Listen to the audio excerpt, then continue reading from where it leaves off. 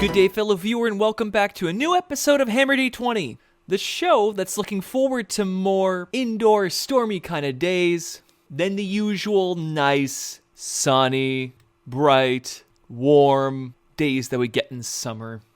My name is Steven Sobot, and I will be your guide.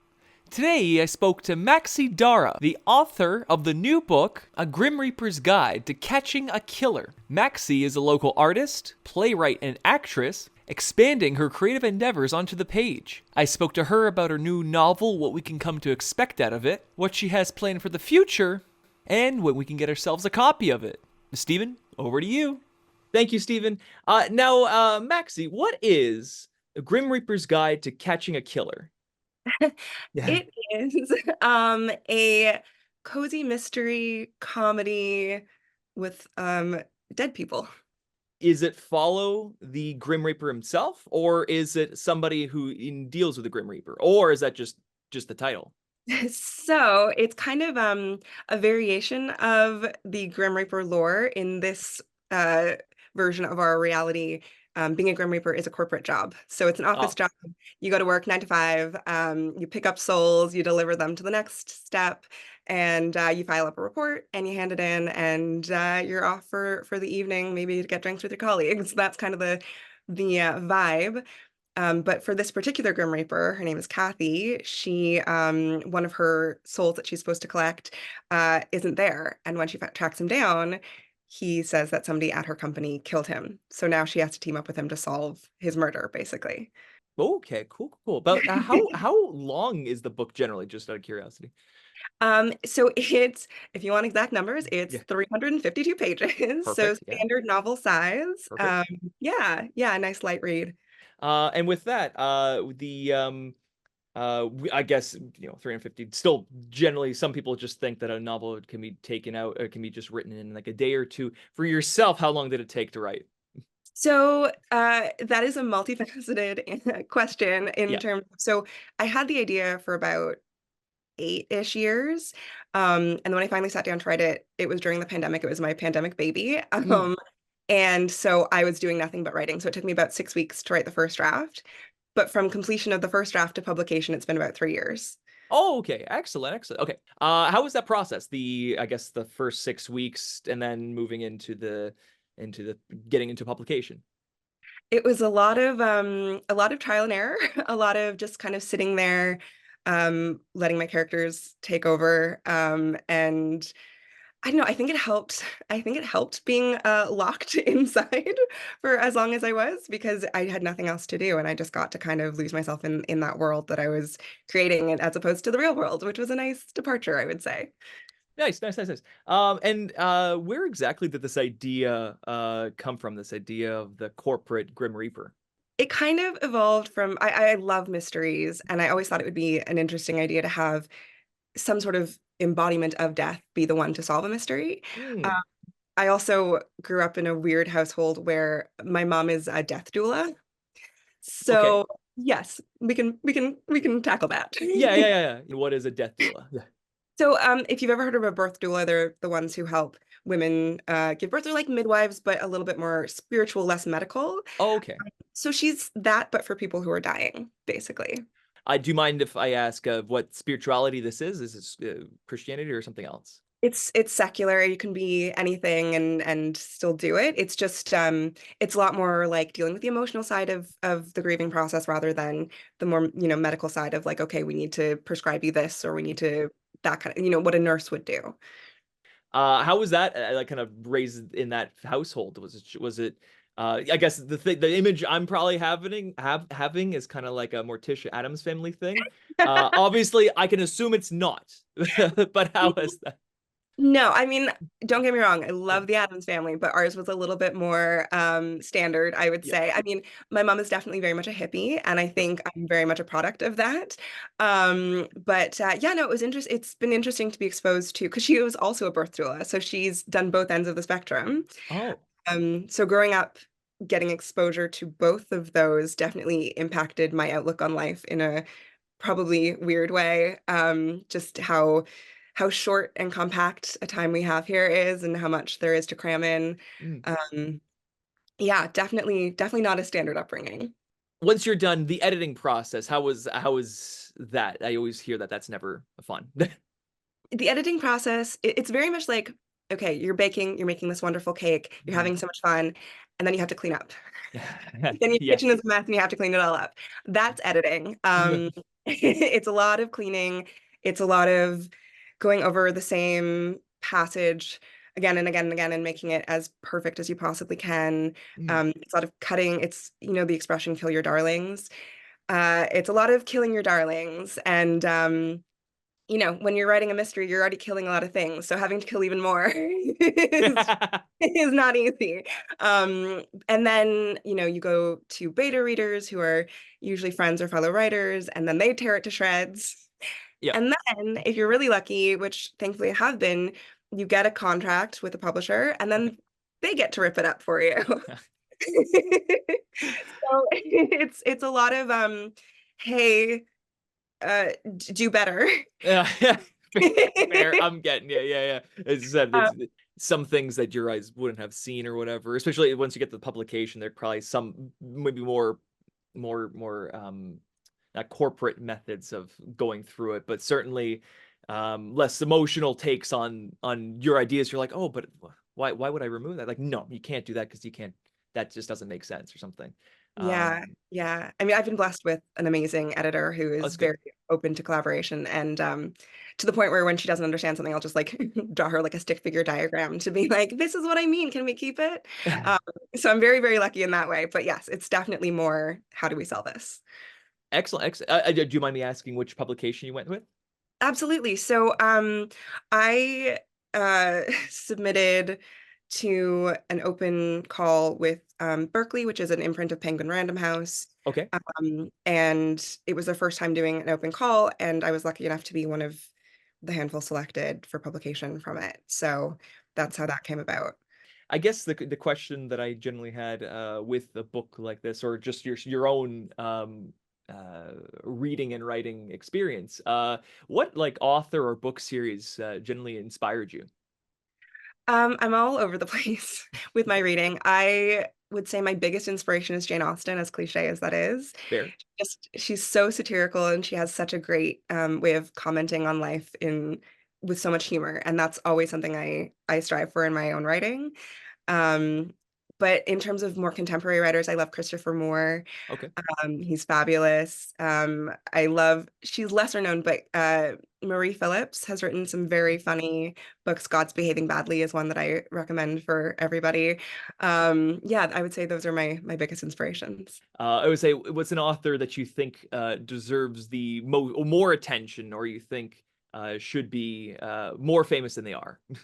I would say, yeah, Marie Phillips, definitely. I don't think she's published anything recently, but she had two absolute bangers that she came out the gate with, and I think they're worth checking out. And I also need to plug my best friend, Rochelle Zelter, who is an incredible writer and has a book out called New Bodies, which is fantastic. Okay. Just since we're on this, so what is New Yeah. Bodies about, if you don't mind asking? Yeah, no, it's a dystopian young adult novel, and also a love story. And she also wrote it during the pandemic. I feel like that was a very good time to be creative and literally nothing else. Something I guess to ask is this your first novel that you've written? It's my first novel that I'm publishing. Okay, I have a graveyard of manuscripts on my laptop. gotcha. Um, I've been writing since I was 7, so Okay, it's been a long journey, but this is the first one that's resonated with the publishing world. So it's the first one that's going to be out there. perfect, perfect. And one can assume this won't be your last. Is this something you're working on for the future? Yeah, I'm lucky enough that the contract I got was a 2 book deal. So I've written the second book already, and we're now going to be going through that kitchen cleaning editing phase very shortly. And it's a spin-off of book one, not a sequel. So if you for whatever reason are not interested in book one, but you like the concept and just don't care about the premise of book one, it's in that same world, but it's different characters. Okay, gotcha. It's the same kind of idea of this of a something ethereal made corporate, I'm guessing. Yes, Okay, yes. perfect. Still the same company. So the company is called Scythe. Oh, Um, and so it's still the same company, but it's different Reapers. excellent. Oh, okay, cool. And I guess, and lastly, what would you suggest to prospective or other burgeoning writers, like how to start? What would you give them as advice? I would say, as cliche as it is, the best thing you can do is just write and write for you first and foremost. It's so Hmm. easy to get caught up in, oh, is this going to sell? Will other people like this? But you're your first and foremost audience. And so as long as you're writing for you, it'll find a home. Excellent, perfect. That's a great kind of last thing to end it on. I guess before I kind of fully close it off, what is there any questions you have or something that you want to mention that I haven't talked about? I think the only other thing is that A Grim Reaper's Guide to Catching a Killer will be on shelves on October 8th, and it's already available for pre-order wherever you buy books. Perfect, excellent. Like I said, and it available on like let's say we're talking about like Indigo, and then additionally online. Yep, online independent booksellers, which I'm always a big fan of. Okay. Yeah, anywhere you like to buy your books, it's there. Fantastic, perfect. I would say October 8th is probably the perfect month out of any to kind of get this in the get this kind of out as like like it's the spooky month kind of thing. Here's a Yes. thing, right? So Yeah, just the uh right amount of spooky if you're not yeah, a horror, yeah, but you still want a little spook. yeah, exactly. Well, anyway, thank you so much, Maxie, for your time. I appreciate you coming on and talking to me about this. We'll send it back to you, Stephen. Thank you, Stephen. As we mentioned, you can get yourself a copy of The Grim Reaper's Guide to Catching a Killer on October 8th of this year. Before we move on to our next segment, let's take a short break. See you soon.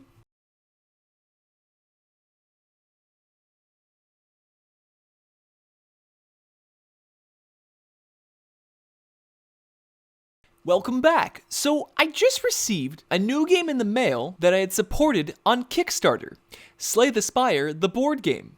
Now, for some of you who this might sound familiar, Slay the Spire is actually a very popular indie game available on almost every platform. Slay the Spire is a deck builder roguelite strategy game where you have to climb a tower and get through different acts to get to the top of the spire, slaying enemies, bosses, and overcoming all kinds of challenges. You fight monsters by using energy to play cards from your hand, collecting relics and more powerful cards to strengthen your strategy, going from struggling to deal 10 damage at a time to potentially infinite damage. The term roguelike refers to its procedural generation of tower layouts and items for you to collect and purchase. Every floor of the tower is different and randomly determined, where sometimes you're given easy foes and fantastic treasures to obtain, while other times you're killed by an enemy or a random event that just smashes your head in. This random chance combined with a deck building game tickles that certain itch that Magic the Gathering also tickles without costing me a fortune every time I play. So when I saw that there was a Kickstarter to help support the development of a board game version of this game, I instantly backed it and went for the collector's edition of it. And it had just arrived. So for the remainder of this episode, I'm going to open up what we got in here, take a look at what I've opened, and then see if we can go over the rules for yourself in case you might be interested in getting yourself a copy when it is available for you. I shouldn't put this near my face so much. Oh, bad safety things. Scissoring towards myself. Tape, my mortal enemy, my only weakness. You got it. Oh, I didn't even need the scissors for that one. Let's see what we can find in here. I see that was brand new, so I can't even fake excitement for this one because I got a piece of paper. Woo! Get that prize chart going. I got a piece of paper. Oh, okay. We got ourselves a box in here. Collector's edition. I spent too much money on this and I got exclusives. Let's see. Slay the Spire exclusives. Content. 1 merchant play pack, 3 heart keys, 32 foil cards, 10 blank cards, 1 claw pack. Ooh, claw packs, okay. 1 claw die. All right, pretty slick. Okay, let's open that once I've gotten the game going. Ooh, oh, this thing, it's got some heft to it. All right, well, so as you see here, I got the box of the game. The game looks just like it does on Steam. You got your main characters. You got the Ironclad. You got the Silent. Silent's my favorite character to play as Ironclad. It's pretty fun. But we'll see how it transitions into the board game thing.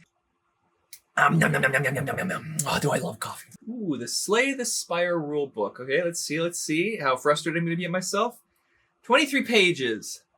Okay, that could be bad. It could be good, for all I know. Upgrades and items. Ooh, a little thing that tells you what each thing does. Gives you an idea of all the cards. So as far as I can tell, let's actually take a look at this. I think this is entirely developed credits based on the game by Megacrit. So Megacrit's the company that made the video game. This game is designed by Gary Dworetsky, Anthony Giovanetti, Casey Yano, developed by Penny Rose Feldman, Joseph Johnson, Arjun Krishna, and Andrew Narzinski. I am going to look it up. Editor Stevie, please check to see if those are the guys who developed the game. If not, then this could be entirely all just like they just marketed the game out to be a board game.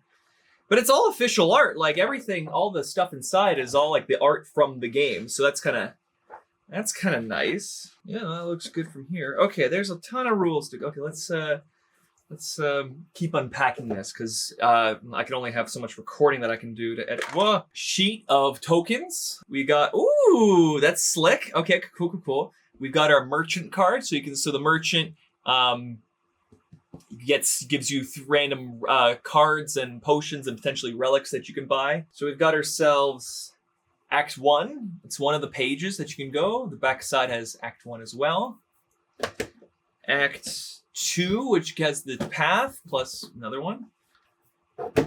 Ooh, that's pretty slick. This hard cardboard thing, which describes each character and how much energy they got, how much block, how much HP they have. Ooh, that's how you do the thing. We got ourselves.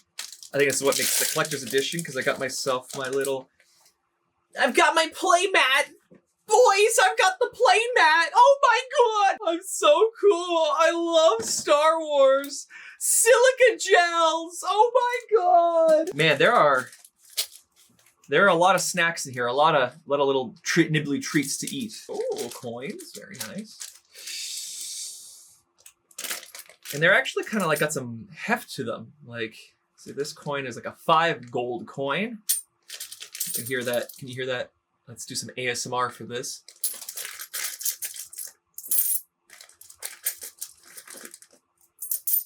Oh, that's some Asmer cubes.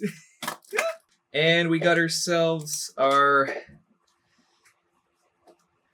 let's just do like this, our tokens of each of the characters. We got our cards that we can build decks with. It looks like we got a couple baggies, enemies, and honestly a whole bunch of other junk that you know what, probably is just better to do off camera. So I'll be right back. All right, so now we've got the game set up. We've got our play area for our specific character, the Silent, the tokens that we'll need for abilities, effects, and other stuff, our player card, which tells us how much energy we have per turn, how much block we have in each turn, how much HP we have, our enemy decks, as well as random encounter deck, our Spire board with multiple paths up the Spire, our boss deck, merchant pad, potions deck, relics deck, and boss relic deck, and our card rewards, both rare and normal.